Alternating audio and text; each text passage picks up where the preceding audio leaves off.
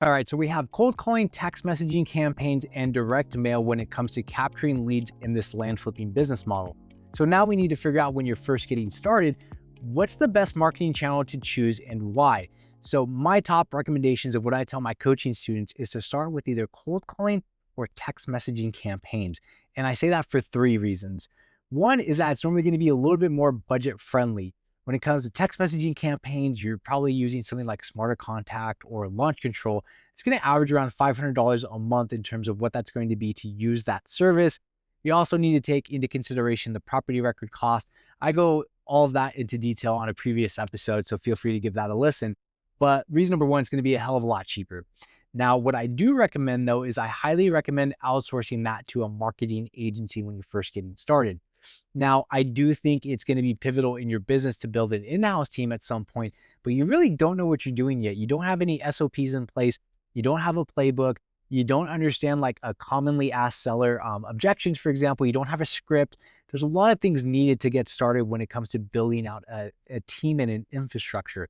So I highly recommend getting started with a marketing agency. There's some good options out there and they are quite affordable in comparison still to direct mail campaigns. So my recommendations would be a company like Land Talk Pros, who I have a partnership with. There's Land Caller, there's Lead Mining Pros. They all do a fairly well job. There's pros and cons to each of them, in my opinion. So feel free to shop around and figure out which one works best for you. And reason number two on why you should do that is because you're going to have a hell of a lot more leads to work with that come across your plate.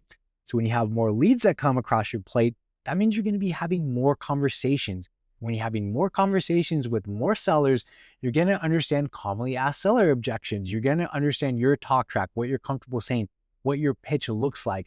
You're going to be receiving more leads. So you're going to be comping them out. You're going to figure out what types of offers you can provide to them. Is this a double close play? Is this a quick all cash offer? Are they strapped for cash? Is this going to be an owner financing play to where I can leverage a private money lender on the down payment and I have enough capital to make monthly payments? Is this going to be partnering with a joint venture or partnering through a joint venture agreement, partnering with an investor? Like you're going to have way more reps that are built in from that in comparison to doing something like a direct mail campaign. Now, direct mail campaigns still work, but I think direct mail is kind of in a weird limbo right now to where we're all trying to figure out how to make it more effective rather than the traditional two-page offer letter. But the nice thing with this is that you could still do multi-touch marketing. So if you have qualified leads that come across your plate when it comes to cold calling and text messaging campaigns, you'll notice there's a lot of times to where those people just don't call you back anymore, or they just never called you back for some reason when you captured them as a lead. So what can we do? It's not like we're just going to keep cold calling them and text messaging them. They're not responding to that. Why not hit them up with a strategic one follow-up or like a follow-up mailer? So for that, you can make it personalized like I just held up to the screen. I have a 6x9 yellow envelope here. You could handwrite it on the first page. You could do a unique stamp. You could put stickers on there if you'd like. Even the first page, you could handwrite some of that because you have context from when you captured the lead based off of whatever information that they said from the marketing, from whatever the marketing agency told you.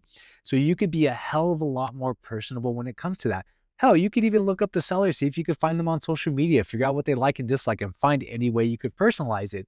And then you could have a purchase agreement on the second page just to show that you're serious. There's an offer price on there, you have your signature on there, and you send those out. Now, this is really important because leads are one thing, but another KPI is how many offers are you actually sending out per month? You're not going to get deals if you're not sending out offers, right? So what I'm saying, if you're just getting started, I highly recommend doing either cold calling or text messaging campaigns with strategic follow-up mailers. I think that's the best reason or the best way to get started for the reasons that I had just mentioned. So if you're considering getting started, those are the routes that I would go. If you have any questions, feel free to hit me up. You could find me in my school community, and I'll see you guys in the next one.